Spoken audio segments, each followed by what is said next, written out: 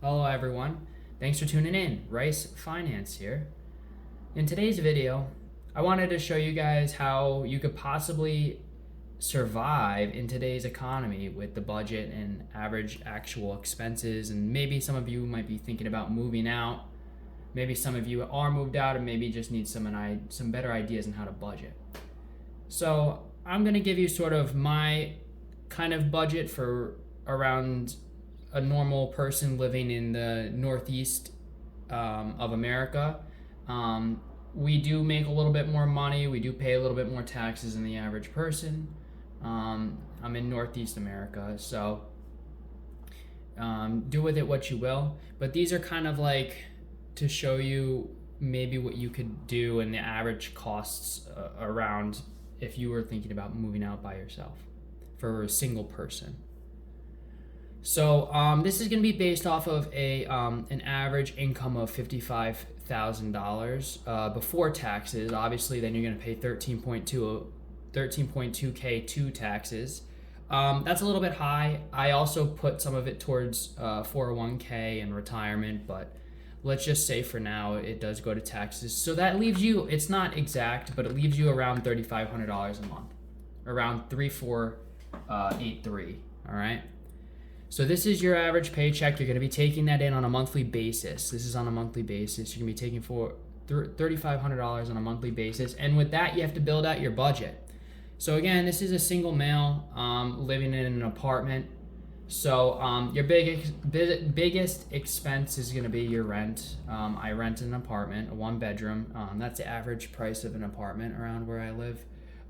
It's actually a little bit lower for a 1-bedroom. I got a good price for it, so it's and it does the job. And it's nothing perfect.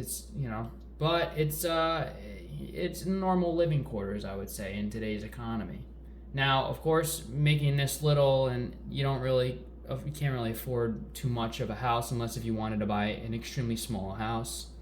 So for now, I'm renting, especially with the interest rates and how they are. The average food price is what I found for a single male. It's going to be around $250 a month. Now, I do a lot of cooking at home. I eat at home by myself or whatever, and because I do a lot of that, it saves me a lot of money. I don't have too much bills on that. So that's what you could expect if you do a lot of cooking. However, that can increase if you do go out to eat a lot. For example, a typical sandwich, going out and getting a sandwich or whatever at a store, it could cost you, 10 to $20 a sandwich. So you just gotta take that in consideration. And electricity for a small 1-bedroom apartment usually runs me around $80. I pay around $50 for internet, around $75 in gas a month. I don't usually drive a lot, and I actually work from home, but I do drive back and forth because my folks live in a different state. So I do a decent amount. I would say this is the average cost of a person driving. Your car insurance you pay on a 6-month term. However, I divide that out by 12 because you have to assume that every 6 months you pay the $600 a month. So that would be my car insurance, and my car is fully paid off. I paid it off before I ended up moving out, which is a good idea. Rental insurance I got for really cheap. I bundled it with my car insurance and my jewelry insurance. And you can see the jewelry insurance I put down here for $10 a month as well. Church, I go to church. I give 10% of roughly what I make every single week.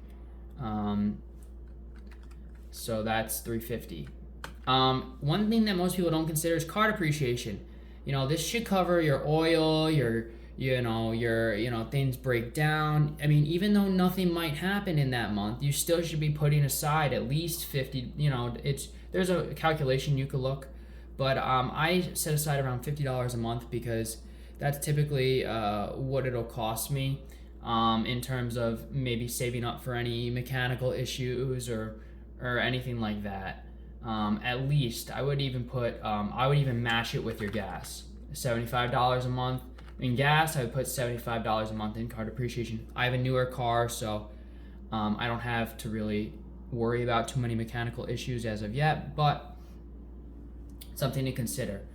Is the if you do have an older car, so maybe increase that number. Your household items, this includes toilet paper, I don't know, anything like paper towels, soap, anything like that. You got to be thinking about that kind of stuff. That adds up in life, and that's around $75 a month I spend. Life expenses, this is a lot of times things you don't realize. So this is like your catch-all bucket for things that really you don't really realize. I put a big chunk of this in here because a big expense is around Christmas time. Maybe, sometimes you gotta buy gifts for people, or sometimes maybe you want to go out to eat a couple times a month, or maybe you could use it for, I don't know, if you're a girl, you could use it for your makeup or whatever. I mean, I put a big bucket under this because honestly, there's so many things that you just don't expect that ended up happening. So I highly recommend that you at least have a life expenses bucket. And I do recommend you put heavy into that. And then if you don't end up using it, then you could just stick it right into savings. Phone, a typical phone for one person costs around $75 a month.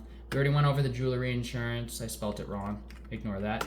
And health and dental, that actually comes pre-tax.